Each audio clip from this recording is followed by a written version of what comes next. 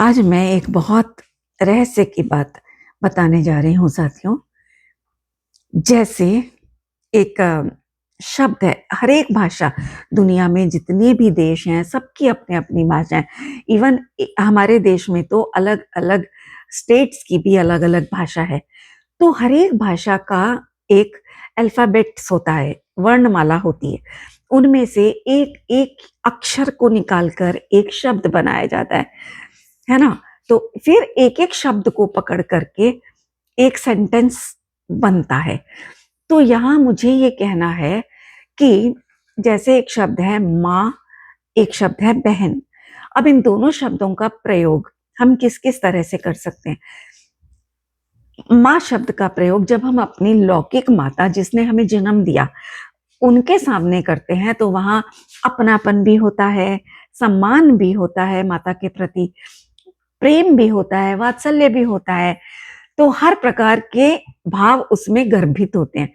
इसी तरह से बहन, अपनी बहन के साथ में जब हम बोलेंगे, लड़ झगड़ के भी बोलेंगे, है ना? प्यार से भी बोलेंगे, तो वहाँ एक अलग प्रकार की हमारी दृष्टि में पवित्रता होती है। और यही माँ शब्द जब हम दुर्गा, काली, वैष्णो देवी, इन ऐसी देवियों के लिए जब हम इस माँ शब्द का प्रयोग करते हैं, तो वहाँ भक्ति भाव होता है हमारी दृष्टि में। एक ही शब्द के अलग-अलग प्रयोग मैंने आपको बताए, पर इन्हीं शब्दों का प्रयोग यदि हम गलत खोटी दृष्टि के साथ में करेंगे, तो वो गाली बन जाती है। जैसे आप सब जानते हैं, माँ बहन की गालियाँ हर एक भाषा में फेमस हैं, अलग-अलग शब्दों के रूप में, लेकिन माँ और बहन सब में आएगा और वो गाली कहलाएगा। अच्छा नहीं लगेगा किसी को भी सुनना। उसमें ना भक्ति होगी, ना अपनापन होगा, ना प्रेम होगा, ना वात्सल्य, कुछ नहीं होगा। होगा तो केवल हमारा दूषित अभिप्राय, हमारी खोटी दृष्टि। ठीक है?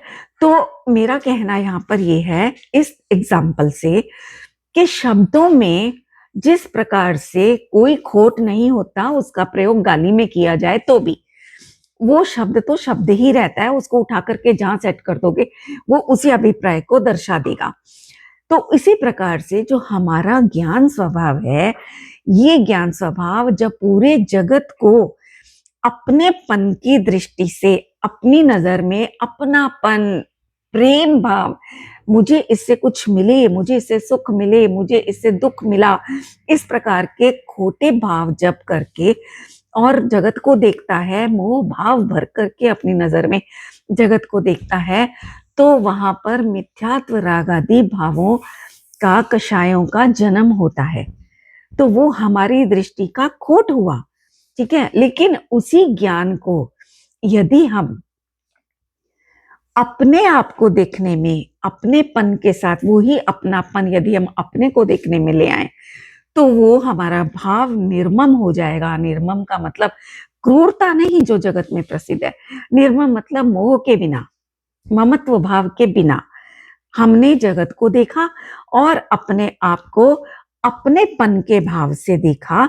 तो ऐसे भाव के साथ जब हम अपने को देखेंगे तो ये मिथ्यात्व राग आदि कषाएं खत्म होने लगेंगी और हमारी दृष्टि नॉर्मल होती चली जाएगी, सम्यक्त्व की उत्पत्ति हो जाएगी। इन दोषों का नाश होकर सम्यक्त्व की उत्पत्ति हो जाएगी। तो जिस प्रकार वहां शब्दों में कोई विकार नहीं था, केवल वो शब्दों का प्रयोग हमारी दृष्टि में छुपे खोट को, हमारी दुर्वासनाओं को दर्शाता था गाली के रूप में, उसी प्रकार यहाँ हमारे ज्ञान का प्रयोग किस नजर से हो रहा है, ये हमारे ज्ञान की विकारता निर्विकारता को दर्शाता है। वास्तव में ज्ञान निर्दोष ही है, निर्विकारी ही है, उसमें कोई विकार नहीं है। तो ये दृष्टांत से मैंने इस सिद्धांत को निकाला। तो अभी से हम प्रयास करें कि अपने इस ज्ञान स्वभाव को, इस अनमोल को, जो हमारा लक्षण है, ये अनमोल लक्षण, इसको हम अपने पन से अपने को देखने में लगाएं, अगर सम्यक लेना है तो।